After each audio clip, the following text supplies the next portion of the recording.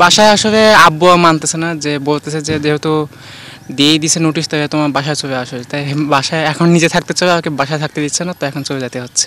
জি, আমাদের হচ্ছে খুলনা প্রকৌশল ও প্রযুক্তি বিশ্ববিদ্যালয় কালকে আমাদের সেন্ট্রালি একটা হল ভ্যাকেন্টের নির্দেশ দিয়েছে, যার কারণে আমরা এখন হল ত্যাগ করছি। 10টার মধ্যে ত্যাগ করার কথা ছিল। অনেকে হলে থাকার কথা বলছেন, যেহেতু আমাদের প্রশাসন থেকে নির্দেশ দিয়েছে হল ত্যাগের, সেহেতু আমরা হচ্ছে হলটা ত্যাগ করতেছি। চলে যাওয়ার সিদ্ধান্ত নিয়েছি এই কারণে যে বাসায় এখন একটা ইমার্জেন্সি হলো, আবার আমার বাবার অপারেশন, সব মিলে আসলে আমার পক্ষে পার্সোনালি থাকাটার পসিবল হচ্ছে না। সো এই কারণে আসলে চলে যাওয়া। আমরা চলে যাচ্ছি অ্যাকচুয়ালি হচ্ছে হলের নিরাপত্তা। এখানে যেমন আমরা ফার্স্টে ঢাকায় মুভ করছিলাম, যে আমাদের নিরাপত্তা ইস্যুস ছিল, ওর জন্য তো ওই কনসার্ন থেকে কি আর কি চলে যাবো আর কি। আমাদের হলে নিরাপত্তার জন্য, আর যেহেতু মেয়ে তাড়াতাড়ি বাসায় ফিরতে হবে, সবাই অনেক টেনশনে আছে। আন্দোলন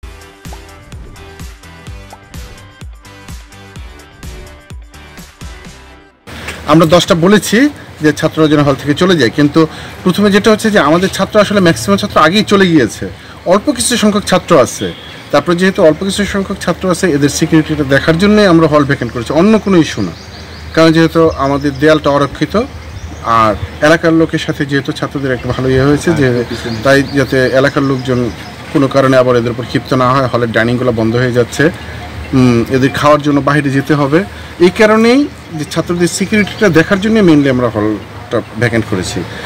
এবং সকাল পর্যন্ত আমরা যতটুকু স্টেটমেন্ট পেয়েছি, আমাদের ম্যাক্সিমাম ছাত্র যারা ছিল তার মধ্যে ম্যাক্সিমাম অংশটাই চলে গিয়েছে। কিছু ছাত্র আছে, কিন্তু আমি কখনো আমার ছাত্রকে ফোর্স করতে রাজি নই। এখন আমার ছাত্র যদি মনে করে যে আমি সিকিউরড, আমি আমার নিজের সিকিউরিটি নিজে দিব, আমরা যেহেতু বিশ্ববিদ্যালয়, আমাদের দায়িত্ব আমার ছাত্রকে সিকিউরিটি দেওয়া।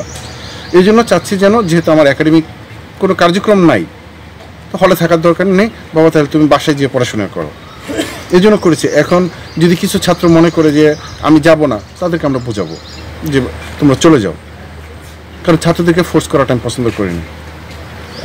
আমরা হল প্রভোস্টদেরকে আমরা বলেছি যে আপনারা ছাত্রদেরকে বোঝান যে এখন তো হলে থাকা সম্ভব না, যেহেতু সব বন্ধ।